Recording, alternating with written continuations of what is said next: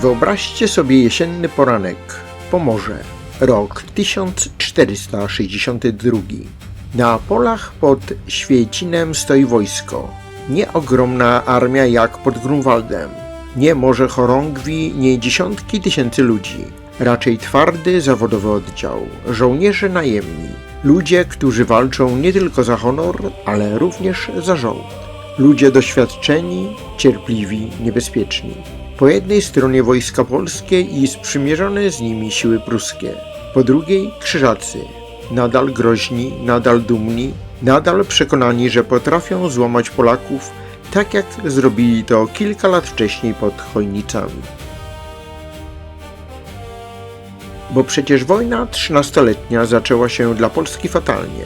W 1454 roku pod Chojnicami polskie pospolite ruszenie poniosło klęskę. Król Kazimierz Jagiellończyk musiał zrozumieć brutalną prawdę. Sama szlachecka odwaga nie wystarczy. Zakon trzeba pokonać inaczej. Profesjonalnie, cierpliwie, żelazną dyscypliną, pieniędzmi, taktyką, wojskiem zaciężnym. Źródła podkreślają, że po kryzysie wojsk polskich konieczne były zmiany w finansowaniu, dowodzeniu, uzbrojeniu i spełnieniu prowadzenia wojny. Właśnie wtedy na pierwszy plan wysunął się rycerz z Prawkowic. I teraz ten człowiek stoi naprzeciw zakonu. Nie jest bohaterem z legendy, którego imię zna każde dziecko, a jednak tego dnia ma zrobić coś, co zmieni bieg wojny. Nazywa się Piotr Dunin. I pod Świecinem pokazał, że krzyżaków można pokonać nie tylko mieczem, można ich pokonać rozumem. Zanim Piotr Dunin stanął na polu bitwy pod Świecinem i zapisał się w historii jako jeden z najskuteczniejszych dowódców wojny 13-letniej, był przede wszystkim człowiekiem starego rycerskiego rodu. Pochodził z rodu Łabędziów, jednej z dawnych rodzin możnowładczych, której korzenie sięgały głęboko w średniowieczną strukturę Królestwa Polskiego. Był synem Krystyna ze Skrzyńska, Pratkowic i Śmiłowa. Jego stryjem był natomiast Dominik ze Skrzyńska, podkanclerzy koronny, duchowny i bliski współpracownik króla. To właśnie od niego, zwanego Dominem, ród miał przyjąć przydomek Donin lub Dunin. Po ojcu Piotr odziedziczył rodzinne dobra, Pratkowice i Śmiłów. Otrzymał także Morawiny. Nie był więc człowiekiem znikąd. Wchodził w życie publiczne jako przedstawiciel rodu o znaczeniu, majątku i politycznych powiązaniach. Ale samo pochodzenie nie tłumaczy jeszcze tego, kim stał się później, bo największą zagadką pozostaje młodość Piotra Dunina. Nie wiemy dokładnie, gdzie ją spędził. Źródła milczą na temat jego edukacji i pierwszych doświadczeń wojskowych.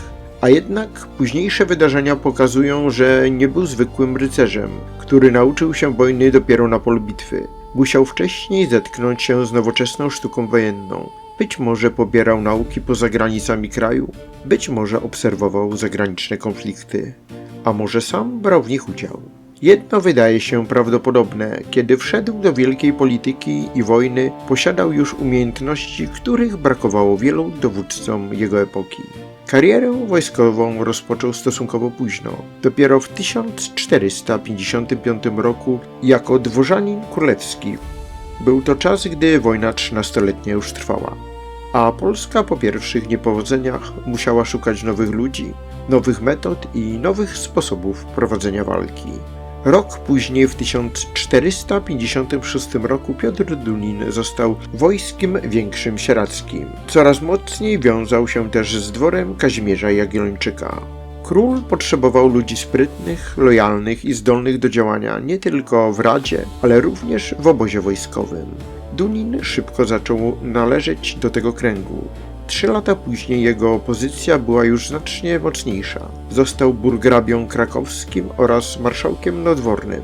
Ten ostatni urząd miał szczególne znaczenie, bo wiązał się z dowództwem nad chorągwiami dworskimi, a więc nad oddziałami najbliższymi królowi, najbardziej związanymi z monarchą i jego polityką. Właśnie jako dowódca chorągwi dworskich Piotr Dunin towarzyszył Kazimierzowi Jagiellończykowi podczas wyprawy do Prus. Tam w ogniu wojny z zakonem jego talent miał dopiero naprawdę rozbłysnąć. Otrzymał również urząd podkanclerzego Sandomierskiego, co pokazuje, że nie był tylko żołnierzem, był człowiekiem dworu, polityki i administracji. Łączył w sobie cechy, które w drugiej połowie XV wieku stawały się coraz ważniejsze. Rycerskie pochodzenie, dworskie obycie, polityczną lojalność i wojskową skuteczność. I właśnie dlatego Piotr Dunin nie był typowym bohaterem dawnego średniowiecza. Nie był jedynie rycerzem z mieczem w dłoni. Był człowiekiem nowej epoki. Dowódcą, który rozumiał, że wojny nie wygrywa się już samą odwagą. Trzeba było pieniędzy, dyscypliny, taktyki, cierpliwości i ludzi, którzy potrafią wykonać rozkaz w najtrudniejszej chwili. A Dunin miał już wkrótce okazać się jednym z tych, którzy potrafili taką wojnę prowadzić. Żeby zrozumieć fenomen Piotra Dunina, trzeba najpierw cofnąć się do początku wojny 13-letniej. Rok 1454. Prusy buntują się przeciwko zakonowi. Miasta pruskie zmęczone krzyżackimi rządami szukają oparcia w Polsce. Kazimierz Jagiellończyk przyjmuje ich prośbę. Zaczyna się wielka wojna o Pomorze Gdańskie, Malbork, dostęp do Bałtyku i przyszłość państwa polskiego. Na papierze wszystko wygląda dobrze. Polska ma króla, ma szlachtę, ma tradycję zwycięstwa pod Grunwaldu. Ma wielkie ambicje, ale wojska szybko pokazują, że pamięć o dawnych triumfach nie wygrywa bitew. Pod Chojnicami w 1454 roku polskie wojsko poniosło bolesną porażkę. Pospolite ruszenie okazało się za mało zdyscyplinowane, za słabo przygotowane na nową rzeczywistość wojny. Szlachta przyjeżdżała jak na biwak. Brak dyscypliny, chaos organizacyjny, dowództwo nie potrafiło utrzymać w ryzach tego towarzystwa. Krzyżacy, choć osłabieni politycznie, nadal potrafią walczyć i potrafią karać błędy. To był cios nie tylko militarny, to był cios psychologiczny, bo oto po latach od Grunwaldu zakon znowu mógł powiedzieć: Polacy są do pokonania. Kazimierz Jagiellończyk musiał wyciągnąć wnioski i właśnie z tych wniosków narodziła się nowa koncepcja prowadzenia wojny. Mniej romantyczna, mniej rycerska w dawnym sensie, bardziej nowoczesna. Trzeba było pieniędzy, trzeba było żołdu, trzeba było wojsk zaciężnych. Trzeba było ludzi, którzy nie tylko dobrze wyglądają pod chorągwiami, ale potrafią wykonać rozkaz w najgorszym momencie bitwy. I trzeba było dowódcy. Wtedy pojawił się Piotr Dunin. Najważniejszy rozdział jego życia rozegrał się w Prusach, w błocie, w obozach, wśród żołnierzy, którzy chcieli zapłaty, wśród mieszczan, którzy chcieli wyrwać się spod zakonu, wśród krzyżackich załóg, które wciąż trzymały zamki i miasta. Dunin rozumiał coś, czego wielu dawnych rycerzy mogło nie chcieć przyjąć do wiadomości. Średniowieczna wojna się zmieniała. Już nie wystarczyło jedynie wielka szarża, już nie wystarczyło osobiste męstwo, już nie wystarczyło krzyknąć za króla i rzucić się do ataku. Trzeba było umieć czekać, trzeba było umieć ustawiać wozy, trzeba było umieć wykorzystać teren, trzeba było umieć zmusić przeciwnika, aby uderzył tam, gdzie dowódca chciał go przyjąć. Piotr Dunin był właśnie tym człowiekiem, nie symbolem końca rycerstwa, ale symbolem jego przemian. To rycerz, który zrozumiał, że wojna przyszłości będzie należeć do tych, którzy połączą odwagę z organizacją. Rok 1462. Sytuacja wojsk polskich i Związku Pruskiego jest trudna. Zakon nadal trzyma ważne punkty. Krzyżacy nadal mają inicjatywę w wielu miejscach, ale Dunin zaczyna działać. Według opisów kampanii w 1462 roku Piotr Dunin otrzymał armię zaciężną i ruszył do aktywnego działania.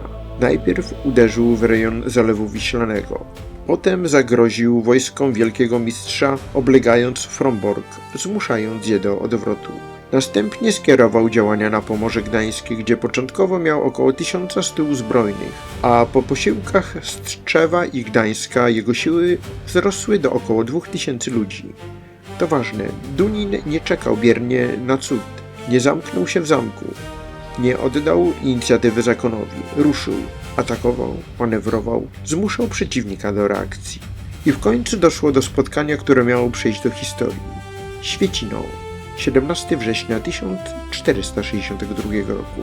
Nie była to największa bitwa polskiego średniowiecza, ale była jedną z tych bitew, które ważą więcej niż liczba żołnierzy. Bo czasem o losach wojny nie decyduje największe starcie. Czasem decyduje moment, w którym jedna strona odzyskuje wiarę, a druga ją traci. Dunin wiedział, że krzyżacy są groźni. Wiedział, że ich jazda potrafi uderzyć z ogromną siłą. Wiedział też, że jeśli pozwoli im narzucić własny rytm, bitwa może skończyć się katastrofą. Dlatego postawił na rozwiązanie, które było znane z wojen husyckich – obóz warowny z wozów. Popularne opracowania bitwy podkreślają, że pod Świecinem Dunin wykorzystał właśnie taki obóz husycki. Przyjął ataki krzyżackie i dopiero potem przechodzi do kontruderzenia.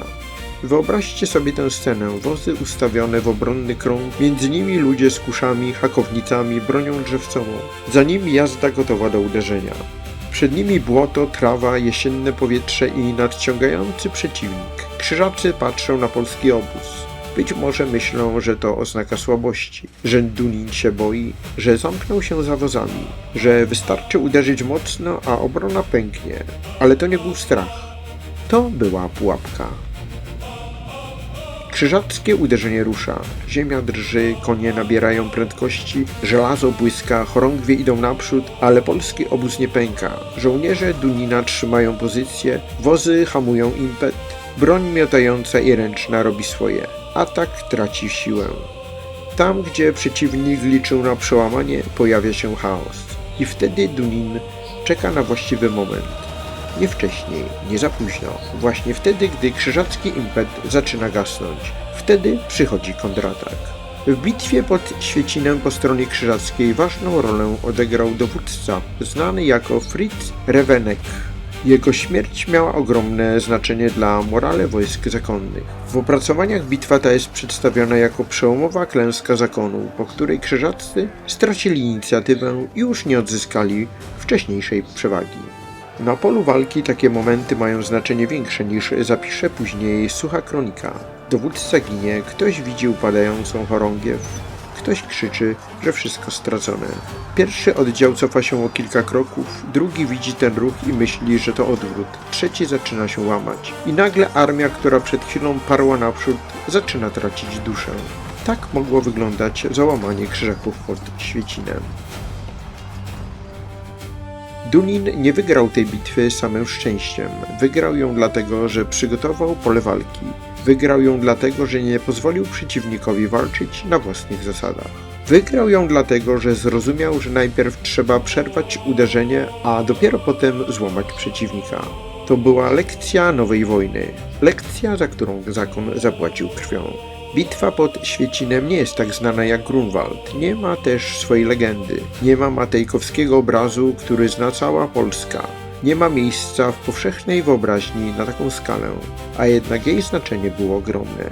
Po klęsce pod Chojnicami wojna 13-letnia mogła ugrzęznąć w chaosie i zmęczeniu. Polska mogła stracić impet, miasta pruskie mogły zacząć wątpić, czy Kazimierz Jagiellończyk naprawdę jest w stanie ochronić je przed zakonem. Świecino zmieniło psychologię wojny.